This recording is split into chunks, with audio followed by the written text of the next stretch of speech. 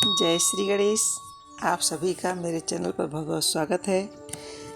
भाद्रपद कृष्ण गणेश चतुर्थी व्रत की कथा, राजा नल की कथा सुनेंगे आज हम। पार्वती जी ने श्री गणेश जी से पूछा कि हे पुत्र, भादो कृष्ण चतुर्थी को संकष्ट नाशक गणेश चतुर्थी कहा गया है, अतः उस दिन का व्रत किस प्रकार किया जाता है, मुझे समझाकर कहिए। गणेश जी ने कहा, हे माता, भादो कृष्ण चतुर्थी सब संकटों का नाश करने वाली है, विशेष फलदायक एवं संपूर्ण सिद्धियों को देने वाली है तथा इसकी विधि पूर्वक पूजन करना चाहिए। इस व्रत में आहार संबंधी कुछ विशेषताएं हैं, उन्हें बतलाता हूँ। श्री कृष्ण जी कहते हैं, हे युधिष्ठिर, पुत्र की ऐसी बात सुनकर पार्वती जी ने उनसे पूछा कि आहार एवं पूजन में क्या विशेषता है, उसे कहिए। श्री गणेश जी ने कहा, गुरु द्वारा वर्णित प्रणाली से इस दिन भक्ति भाव से पूजन करें।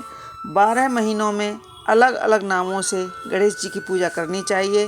विनायक, एकदंत, कृष्णपिंग, गजानन, लंबोदर, भालचंद्र, हैरम, विकट, वक्रतुंड, आखुरथ, विघ्नराज और गणाधिप, इन 12 नामों से व्रती को गणेश जी की पूजा करनी चाहिए। अलग अलग महीने में क्रम से एक एक नाम से पूजा करें।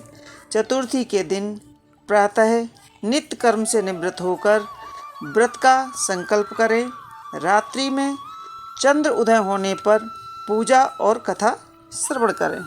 प्राचीन काल में नल नामक एक पुण्य आत्मा और यशस्वी राजा हुए। उनकी रूपवती रानी दमयंती के नाम से प्रसिद्ध थी।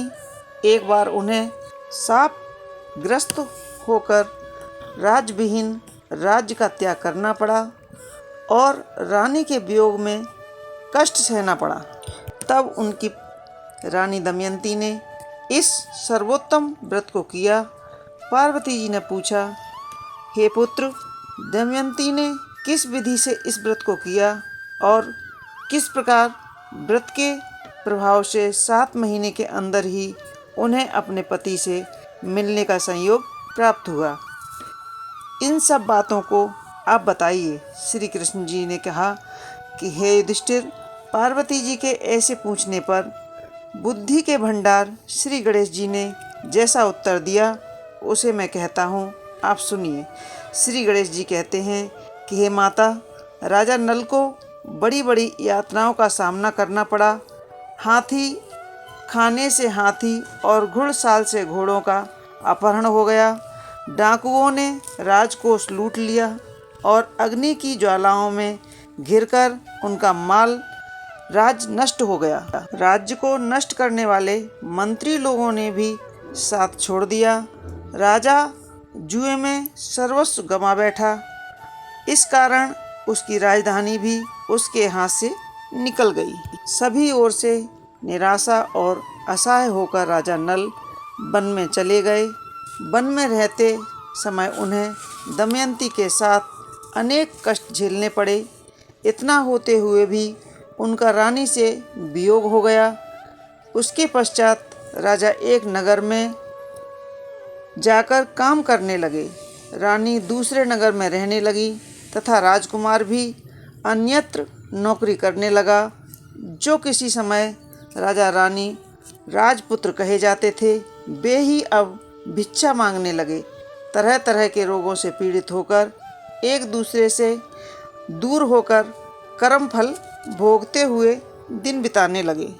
वन में भटकते हुए दमयंती ने महेश्वरी सरभंग के दर्शन किए।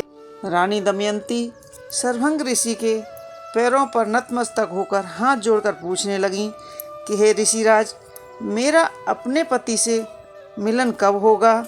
जिस उपाय से मुझे हाथी घोड़ा से युक्त अपनी घनी आबादी वाली नगरी मिलेगी, मेरा भाग्य कब लौटेगा? हे मुनिवर, आप निश्चित रूप से बताइए।